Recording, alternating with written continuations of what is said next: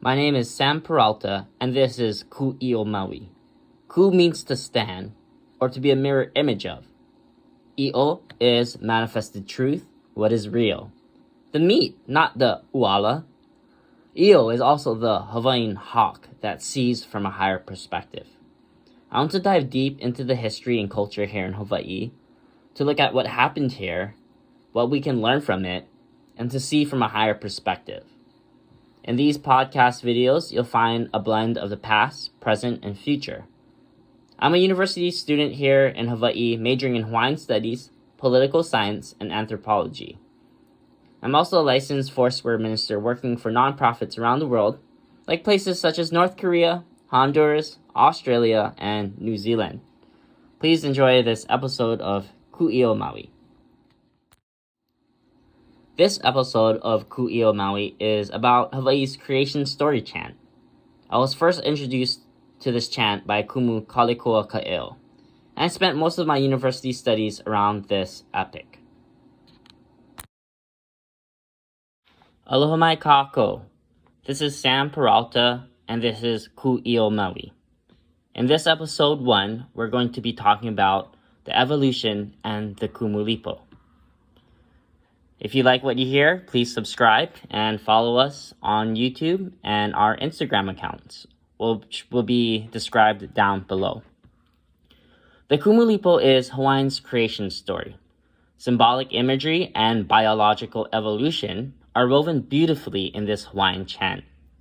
The Kumulipo is 2,102 lines long and takes around 3 hours to chant. Out of the 2,000 lines, more than 1,000 are straight genealogies listing in pairs, male and female.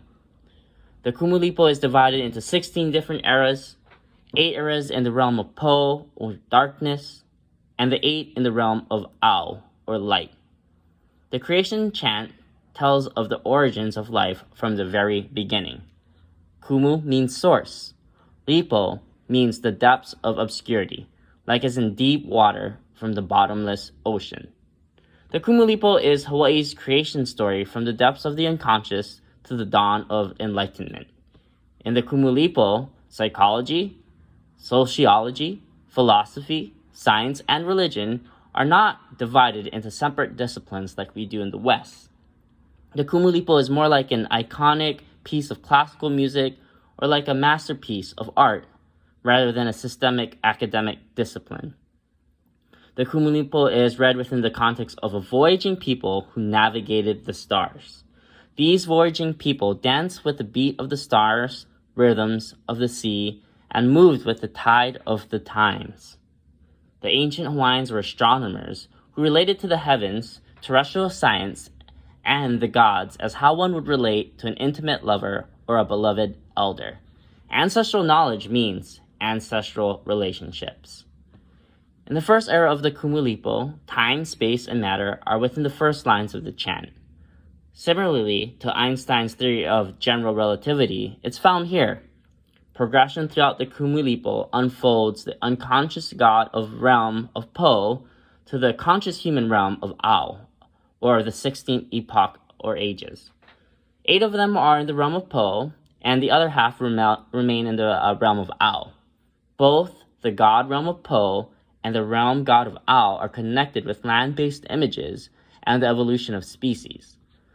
The ecosystem in Hawaii is filled with personified natural elements. These personified natural elements are integrated throughout the land and are deeply connected through a tapestry of relationships.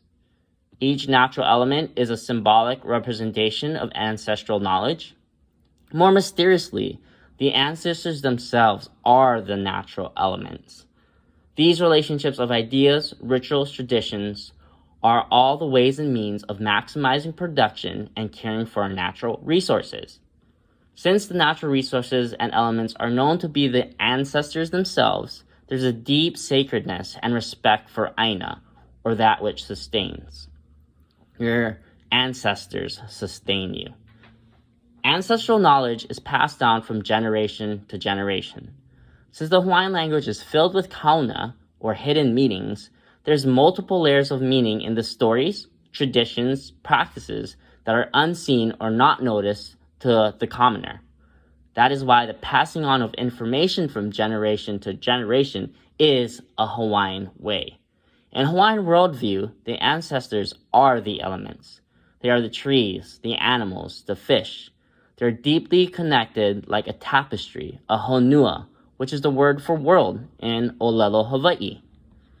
Our ecosystem is the ahupua'a, where chaos and order meet, where the commoners, chiefs, high priests, gods, and goddesses all share sacred space. They're all connected by aina.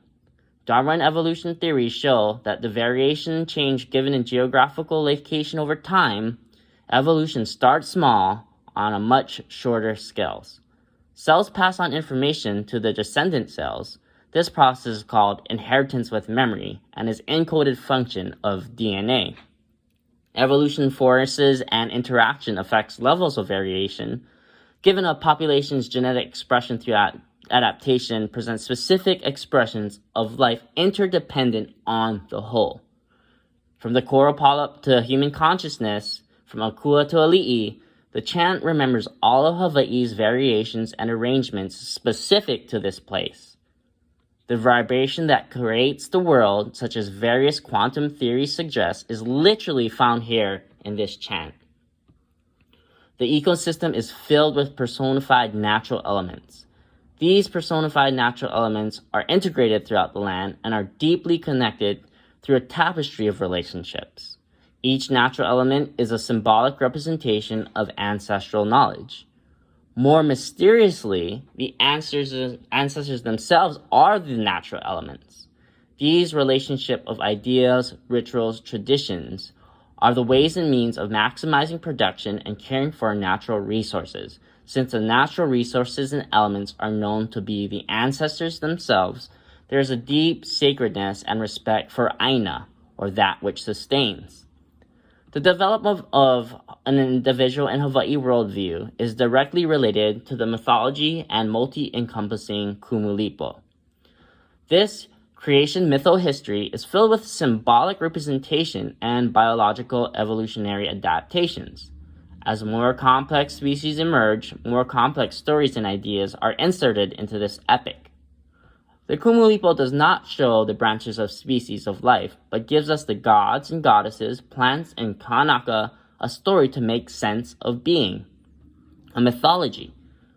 The first function of mythology is to bring internal and external awareness to being. It is said that art holds a mirror to nature. That is the first function of mythology, is to bring consciousness of your surroundings.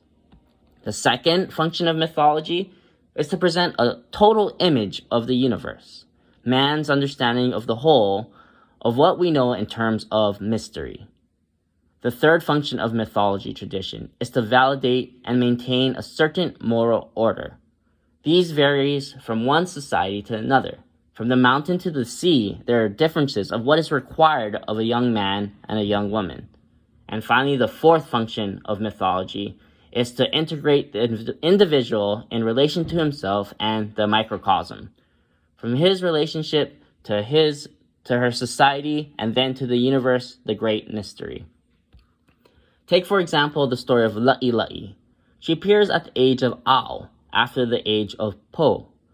After 8 epochs of biological evolution of species, from sea species all the way to land species, there is something new that is happening.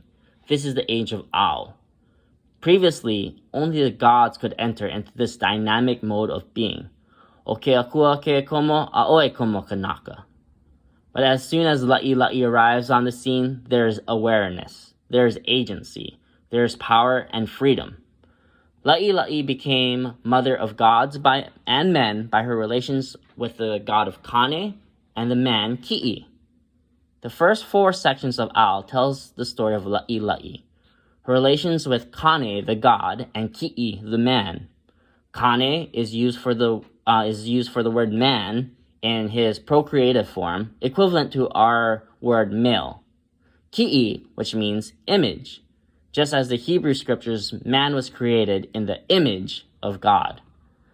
La'i shows humanity's place in the cosmos. that he's not the center, but he's interwoven with a sea of relationships, that there's a blurred distinction from divinity and humanity, from the natural and what is so-called the sacred. The hidden mysteries are found in La'ila'i's ability to bridge the heavens and the earth out of her womb. Out of the relationships, the multitudes are born.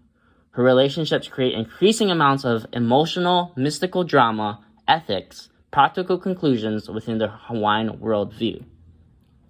Unlike Western morals and ethics, most Hawaiian mythologies leave it up to the reader for a more mythical ending. As we continue studying and reading Hawaii's literature and oral traditions, we must train ourselves to see and think Hawaiian. The Kumulipo is an example of interconnectivity and relationships of adaptation and variation within a society.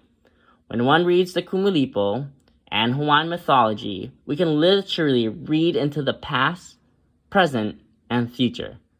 The difficulty is to leave out our Western perception of interpretations and enter back into the Hawaiian way of thinking. Thank you for watching this episode of Kūʻiʻo Maui.